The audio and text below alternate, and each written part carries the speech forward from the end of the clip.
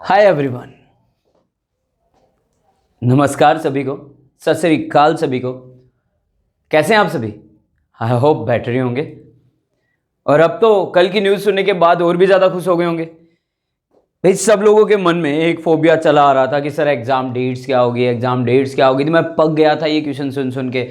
Online होंगे, offline होंगे, कब तक आएगी नहीं पता। कोई भाई यूट्यूब है ना, एक्चुअल में क्या है, एक ऐसा प्लेस है जहां पे हर तरीके की वीडियोस आती है। कोई कहता है कि भाई बस पहले था कि अब भी फैब में हो जाएंगे, फिर था मार्च में हो जाएंगे, मार्च स्टार्टिंग वीक है। अब ऑब्वियसली सीबीएसई ने काफी सारे नोटिफिकेशन काफी सारी साइट्स पे देखने को भी मिल रहे थे, यूट्यूब वीडियोस पे भी देखने को मिल रहे थे। मेरे पास भी हद से ज्यादा क्वेरीज थी इन चीजों के बारे में कि सर जो हमारी फाइनल डेट्स रहेगी वो क्या रहेगी। लीजिए, कर दिया सीबीएसई ने सबका सस्पेंस दूर, सारा कंफ्यूजन खत्म। 26 अप्रैल से एग्जाम स्टार्ट है, टेंटेटिव डेट्स आ चुकी है, बट सब्जेक्ट वाइज आनी अभी भी बाकी है। बट जैसे ही आएगी आई विल अपलोड दैट। ठीक है, अब बात करते हैं। सफिशिएंट टाइम है, इतना वक्त है कि सिलेबस 2 दफा वापस कर सकता है। तो आइए करते हैं, इतना तो वक्त नहीं लगाएंगे अपन, नियर अबाउट कर चुके हैं। इसके बाद 2 चैप्टर्स बचेंगे हमारे, नेशनल इनकम और एग्रीगेट मेथड्स और for calculating the national income.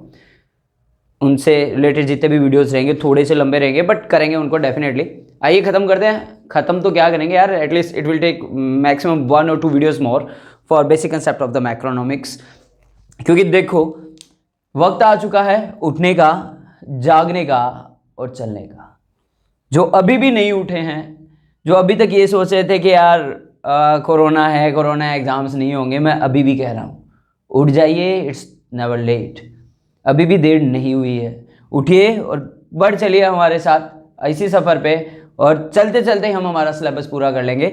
2 topic 2 parts अपन पहले भी देख चुके हैं मैक्रो इकोनॉमिक्स के बेसिक कंसेप्ट के। आइए कैरी ऑन करते हैं 3rd पार्ट को। लास्ट वीडियो में हमने देखा था कंजप्शन आइटम्स या कंज्यूमेबल गुड्स के बारे में, जिसमें हमने ड्यूरेबल आइटम्स देखे थे, सेमी ड्यूरेबल देखे थे, नॉन ड्यूरेबल देखे थे, और विदाउट आइटम्स के लिए कह सकते हैं, सर्विसेज की कह सकते हैं। ड्यूरेबल जो लंबे टाइम तक टिके, सेमी ड्यूरेबल जो काफ़ी एक हद तक टिके, मतलब ना तो ज़्यादा लंबे टाइम तक और ना ही फ्रेजाइल हो, पल भर में ख़त्म होने वाले नहीं हो। नॉन ड्यूरेबल जिनको हमने कंज्यूम किया और ख़त्म हो गए, वापस से कंज्यूम करना चाहते हैं तो फिर से खरीदिए, फिर से कंज्यूम करिए, फिर से कंज्यूम करोगे फिर खत्म हो जाएंगे। ठीक है, फिर सर्विसेज की बात की थी, जितने भी हमारे प्रोफेशनल्स हैं वो सारे सर्विसेज में थे। आइए आज बात करेंगे हम डिफरेंस बिटवीन कंज्यूमेबल गुड्स या consumption goods and capital goods. तो करते हैं शुरू, बढ़ते हैं हमारे सफर पे, आ जाइए। चलिए लिख लेते हैं यहां पर हम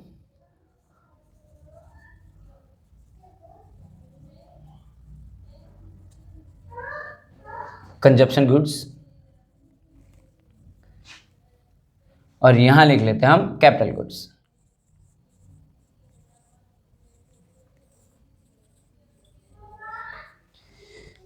चलिए, ये हमारा फॉर्मेट तैयार। काफी इंपॉर्टेंट क्वेश्चन में से एक है, ये ध्यान रखिएगा, difference between consumption goods and capital goods.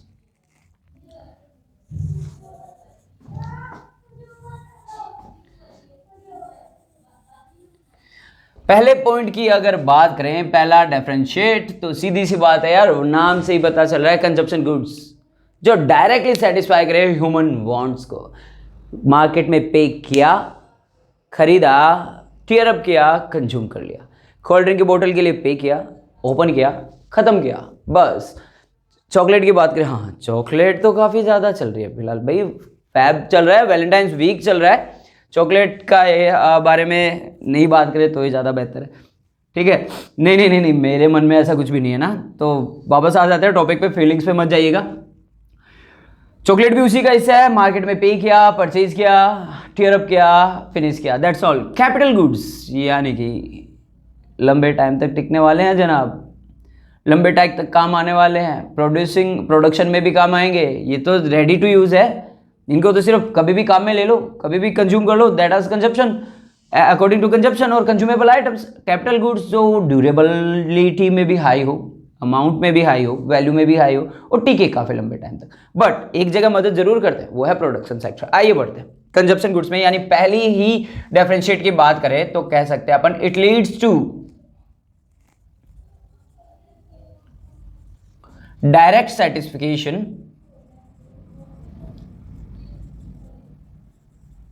और सॉरी एस गायब हो गया, यहाँ लिख देता हूँ।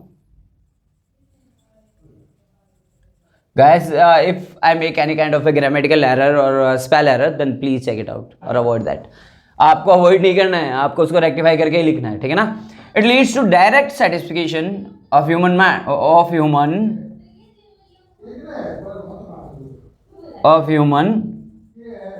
Wants.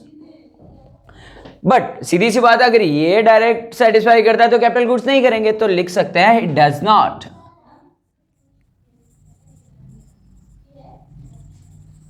It does not lead to satisfaction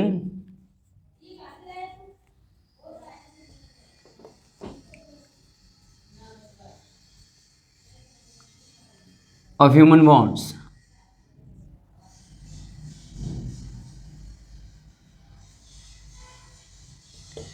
but machineries है, प्रोड्यूसर की भी वांट्स को सेटिस्फाई नहीं करेगी, but obviously it is used in the production sector. Second point की बात करें, अगर ये बात करें कंजप्शन गुड्स है, डायरेक्ट कंज्यूमेबल है, सीधे कंज्यूम होंगे। अगर कैपिटल गुड्स की बात करें तो भाई सीधे डायरेक्टली तो सेटिस्फाई नहीं करेंगे, but obviously they are use in the production. ठीक है, आइए आगे बढ़ते हैं। अगर अपन कह सकते हैं कि भाई इनको यूज कौन करता है, तो नंबर 2 की बात की जाए, दीज आर यूज्ड, ये मत कहिएगा सर ऐसे मत बोलिए please, these are used by households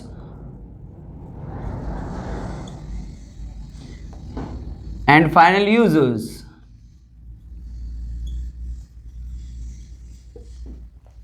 These are used by households and final users, यानी कि घर हाउसहोल्ड जो है सेक्टर है वो इसको सबसे ज़्यादा यूज़ करता है, या यूजर्स फाइनल यूजर्स कह सकते हैं, यानी कि उसके बाद में कोई इनको यूज़ नहीं करता कंजप्शन गुड्स को। नहीं नहीं नहीं नहीं जनाब, टिकटॉकर नहीं हूँ, ठीक है ना। कहीं ये मत सोचना कि सर ऐसे बोल रहे हैं तो टिकटॉकर होंगे, नहीं, मैं कोई टिकटॉकर नहीं हूं। सेकंड की बात करें तो देखिएगा, दे आर यूज या these goods are used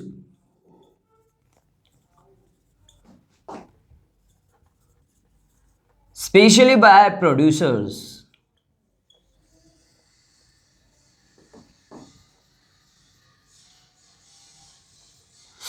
producers, where I left this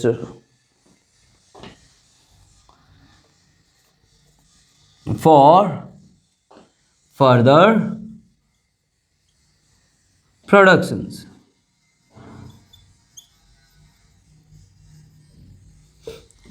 These are used specially by producers for further productions। It sounds odd ना, चलिए आगे बढ़ते हैं, छोड़िए इन सब बातों को। नंबर 3 पॉइंट की बात करें, देखिएगा कंजप्शन गुड्स की बात करें तो भाई पहले ही देख चुके हैं डायरेक्टली सेटिस्फाई करते हैं। कैपिटल गुड्स की बात करें तो भाई डायरेक्टली सेटिस्फाई नहीं करते, बट या ऑब्वियसली प्रोड्यूसर्स के लिए हेल्पफुल है। इनकी बात करें तो हाउस होल्ड और फाइनल यूजर्स यूज करते हैं। अगर इनकी बात करें तो sorry not for producers, direct house holds use कर सकते हैं या फाइनल यूजर्स यूज कर सकते हैं। अगर उनकी बात करें कैपिटल गुड्स की तो obviously these are use specially by the producer for further production, चाहे फर्दर कोई नया प्रोडक्ट बना रहे हो, ठीक है, किसी भी तरीके का, या मार्केट में अपनी वैल्यू ऐड करके कोई चीज़ बना रहे हो। कंजप्शन गुड्स की बात करें तो देखिएगा, नेशनल इकोनॉमी की बात की जाए या इकोनॉमिक सेक्टर की बात की जाए तो एक्सपेंडिचर या एक्सपेंसेस लिख लेते हैं, चलिए, expenses done over consumption goods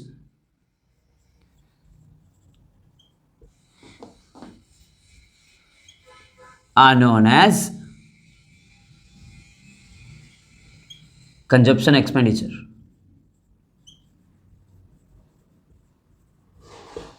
consumption expenditure। भाई कंजप्शन पे किया जाने वाला खर्चा क्या हो गया, कंजप्शन एक्सपेंडिचर हो गया। अगर इसकी बात करें अपन, देखिए मैं बीच बीच में एरो लगा देता हूं, यानी इसका डिफरेंशिएट ये रहा, इसका ये है। अगर इसकी बात करें तो यहां लिख देते हैं, यानी कि कैपिटल गुड्स पे होने वाला एक्सपेंडिचर किस नाम से जाना जाएगा, कैपिटल एक्सपेंडिचर। लीजिए, expenses done for capital goods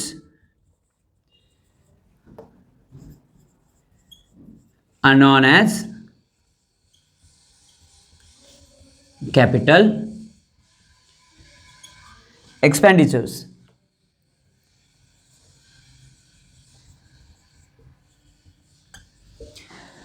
consumption goods पे किया गया expenditure consumption expenditure, capital goods पे किया गया एक्सपेंडिचर कैपिटल एक्सपेंडिचर। नंबर 4 की बात करें, पहले आई थिंक आपको स्क्रीनशॉट ले लेना चाहिए ताकि मैं यूटिलाइज कर सकूं। चलिए एक थोड़ी सी जगह अभी भी है हमारे पास।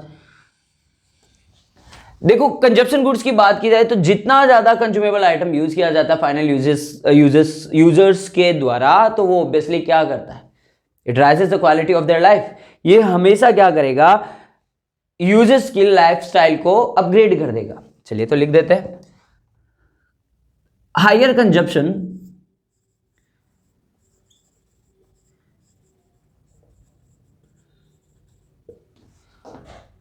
Of these goods.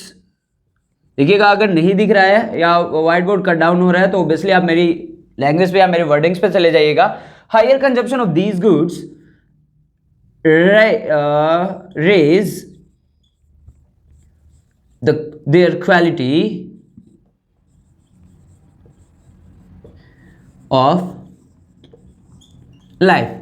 जितना ज्यादा कंज्यूमेबल आइटम्स को अपन कंज्यूम करेंगे वो क्या करेंगे, क्वालिटी को अपग्रेड कर देंगे, लाइफस्टाइल को अपग्रेड कर देंगे। जबकि इसकी बात की जाए तो इट राइजेस द प्रोडक्शन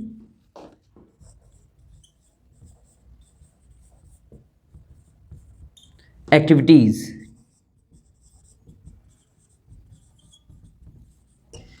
ठीक है, ऑब्वियसली कैपिटल गुड्स का मैक्सिमम कंजप्शन क्या करेगा, प्रोडक्शन एक्टिविटीज को बढ़ा देगा। चलिए take the screenshot so I can declare the last differentiate between the consumption goods and capital goods. एक छोटी सी एरर मैं कर चुका हूं यहां पर, but I got to know consumption goods. Take the screenshot. I think you have taken this. चलिए 5th point के बारे में डिस्कशन करते हैं और खत्म करते हैं इस टॉपिक को। आज की क्लास भी थोड़ी सी लंबी रहेगी क्योंकि काफी एक गैप के बाद में वीडियो आ रहा है, तो ऑब्वियसली इसको कैरी ऑन करेंगे अपन। 5th last but not least, चलिए higher consumption of these goods raise their quality of life. Their quality it means consumers की लाइफस्टाइल को अपग्रेड करेगा। अगर इसकी बात करें तो हायर प्रोडक्शन की बात करते हैं। चलिए higher production of these goods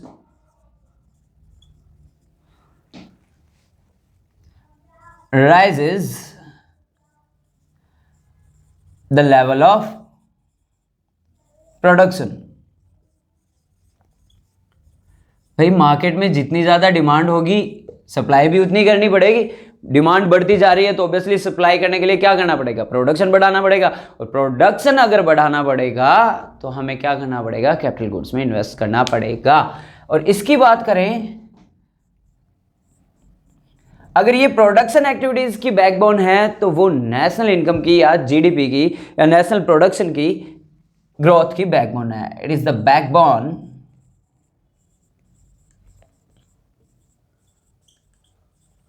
of GDP growth, लिख देता हूं। Is the backbone of GDP growth, रीढ़ की हड्डी जिसको अपन कहते हैं। Take the screenshot so we can have the next point or the next topic. I hope you have taken the sufficient time. आइए बढ़ते हैं।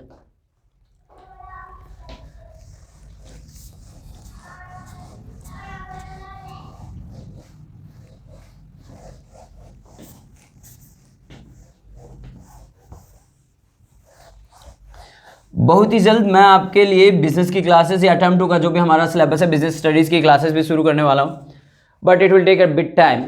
चलिए शुरू करते हैं नेक्स्ट टॉपिक की तरफ। वो रहेगा हमारा concept and component of investment.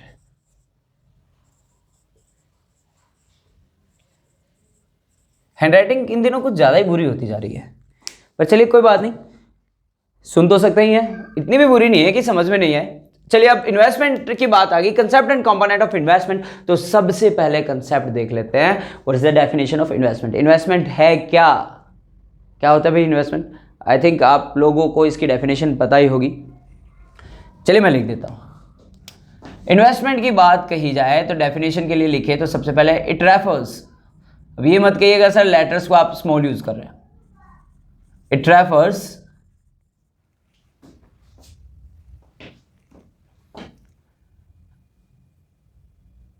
To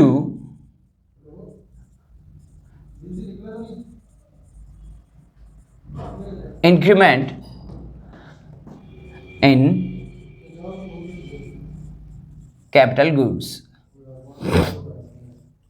capital goods की बात की जाए तो पहले ही बता चुका, हाई इन ड्यूरेबिलिटी, काफ़ी ज़्यादा लंबे समय तक टिकने वाले हैं, ठीक है। तो अगर कैपिटल गुड्स के इन्वेस्टमेंट में हमारे इंक्रीमेंट होता है या इंक्रीज करते हैं, कैपिटल इन्वेस्टमेंट अगर अपन बढ़ाते हैं तो ऑब्वियसली वो क्या है, हमारा इन्वेस्टमेंट ही जाना जाता है। अब बात करते हैं कि फॉर्मूला ऑफ इन्वेस्टमेंट की अगर बात कहें तो इन्वेस्टमेंट को अपन डिनोट करेंगे आई से। आई इज इक्वल टू, ये लीजिए मैं एक छोटी सी ड्राइंग बना देता हूँ, ड्राइंग मेरी अच्छी नहीं है वैसे। अब आप कहेंगे सर ये क्या बना दिया, this A triangle, obviously this A triangle. I for investment, चलिए I for investment,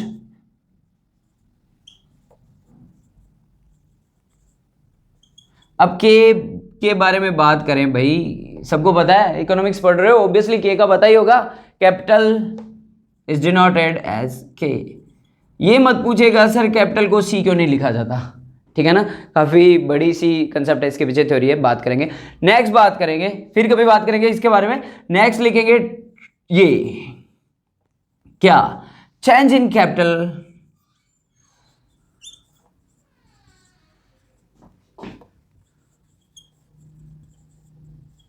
during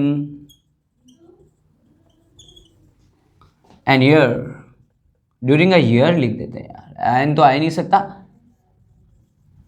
during a financial year. Change in capital goods कह सकते हैं अपन, चेंज इन कैपिटल स्टॉक कह सकते हैं, ध्यान रखिएगा कैपिटल अमाउंट्स भी हो सकती है, गुड्स से भी हो सकती है। Change in capital stock during a year, और क्लोजिंग माइनस ओपनिंग, या ये ऑब्वियसली ही होगा, ओपनिंग में कितनी थी क्लोजिंग में कितनी होगी, चेंज इन स्टॉक है। आइए आगे बढ़ते हैं, टेक द स्क्रीनशॉट, लिख लिया होगा, चलिए आगे बढ़ते हैं। अगर इन्वेस्टमेंट की बात करी जाए, चलिए इन्वेस्टमेंट कहाँ है, मैं इसको भी गायब कर देता हूं यहां से, सिंपल सा टॉपिक रखते हैं हम यहां पे, क्या इन्वेस्टमेंट।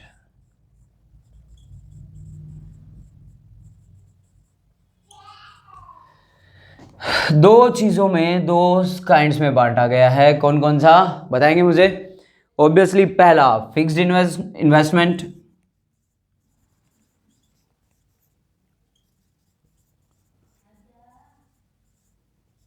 और दूसरा कौन सा, इन्वेंट्री इन्वेस्टमेंट।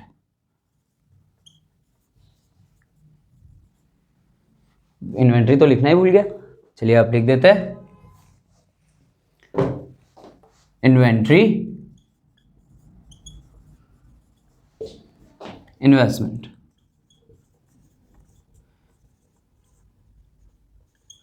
अब अगर आप कॉमर्स के स्टूडेंट हैं तो ऑब्वियसली आपको पता होगा इन्वेंट्री स्टॉक को कहते हैं, फिक्स्ड इन्वेस्टमेंट कैपिटल इन्वेस्टमेंट्स हो गए, कैपिटल गुड्स हो गए, सीधी सी बात है। चलिए छोटे छोटे वर्ड्स में, let me change the marker, I have taken this. अगर इसकी बात की जाए तो लिख सकते हैं it refers to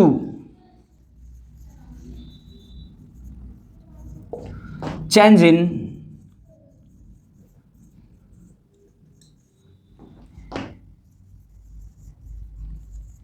capital stock of an economy. Capital stock की बात की जाए तो ऑब्वियसली प्लांट एंड मशीनरीज है, लैंड एंड बिल्डिंग्स है, ये सारे के सारे क्या है, कैपिटल स्टॉक में रहेंगे। For example this one is better यार, प्लांट एंड मशीनरी, जैसे एक फर्म की बात करें तो एक फर्म में स्टार्टिंग में एक फर्म के पास में तकरीबन 5 मशीन मान लेते हैं, 5 मशीनरीज थी। साल जैसे ही खत्म हुआ तब हमने नोटिफाई किया कि अब हमारे पास 15 मशीनरीज है। तो ऑब्वियसली हमने साल भर में कितनी खरीदी है, 10 प्लांट एंड मशीनरीज को इक्विप किया है, परचेज किया है। तो ऑब्वियसली क्या है, वो फिक्स्ड इन्वेस्टमेंट है, काफ़ी लंबे टाइम तक काम आने वाला है। नेक्स्ट अगर देखें फिक्स्ड इन्वेस्टमेंट के लिए, फिक्स्ड इन्वेस्टमेंट की कहें तो at a not for fixed inventory at a point of time। अब बात आ रही है स्टॉक की, तो चेंज इन स्टॉक हो जाएगा at a point of time at a point of time the producer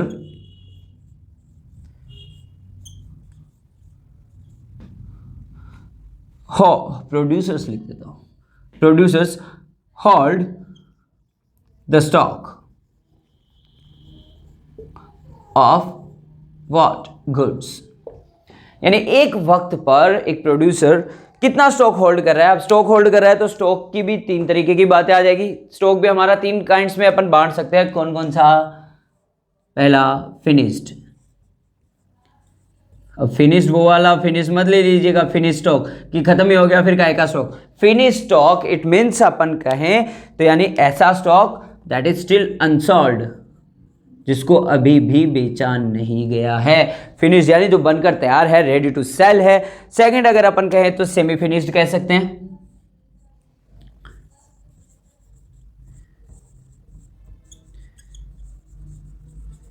जो अंडर प्रोसीजर है, अभी भी मैकेनिज्म का यूटिलाइजेशन चल रहा है, अभी भी मशीनरीज में यूटिलाइजेशन है, अभी भी तैयार हो रहा है। अगर बात करें लास्ट तो हमारा किस में आ गया? Raw material. यानी एक फर्म के पास एट परसेंट कितना रॉ मटेरियल है, वो सारा का सारा क्या आएगा, स्टॉक में काउंट आउट किया जाएगा। इन्वेस्टमेंट को देखा, 2 तरीके के investment, fixed investment, inventory investment. Fixed investment it refers to change in the capital stock of an economy of a firm, या जिसकी भी अपन कैलकुलेशन कर रहे हैं। स्टार्टिंग में हमारे पास कितने प्लांट एंड मशीनरीज थे, टूल्स थे, अभी कितने हैं, इक्विपमेंट्स कितने थे, एट प्रेजेंट कितने at the ending of the year. Inventory investment की बात की जाए तो स्पेशली ध्यान रखिएगा किसको डिनोट करता है, स्टॉक को डिनोट करता है। और स्टॉक किसका? Stock of goods. अब गुड्स की बात करें 3 तरीके में बांट दिया हमने, finished, semi finished and raw material. Finished that is completely prepare, ready to use है, रेडी टू सेल है। सेमी फिनिश्ड जो अभी भी वर्क इन प्रोग्रेस है, अभी भी उस पर काम चल रहा है। रॉ मटेरियल जो जिसको ना तो अभी तक प्रोसीजर में यूज लिया गया बट रखा गया है स्टॉक करके कि हाँ इन फ्यूचर इसको काम में लेंगे और फिनिश्ड गुड्स या फाइनल गुड्स को तैयार करेंगे। आज की क्लास यहीं तक रखते हैं। आई होप आपके लिए क्लास बेनिफिशियरी रही होगी। कैरी ऑन रहिएगा, अपने आप को अपडेटेड रखिए सिलेबस से, कंसंट्रेट करते रहिएगा। सफिशिएंट टाइम है, अगर नियर अबाउट आप 3 to 4 आवर्स भी कैरी ऑन करते हैं, कंटिन्यू करते हैं in a day till 26 of April, you will be the topper of the CBSE. You can achieve easily more than 95%. So thanks a lot. Have a great day. Stay safe, but don't stay at home. Schools खुल चुकी है, carry on हो जाइए अपनी studies पे, be regular. Offline classes चलने लग गई है, ऑनलाइन क्लासेस में मैं आपके साथ खड़ा हूँ, कोई दिक्कत नहीं है। आपको मेरी वीडियोस अवेलेबल होती रहेगी, अपलोडेड पे मिलती रहेगी। But don't forget to watch, like, comment and subscribe. Thanks a lot.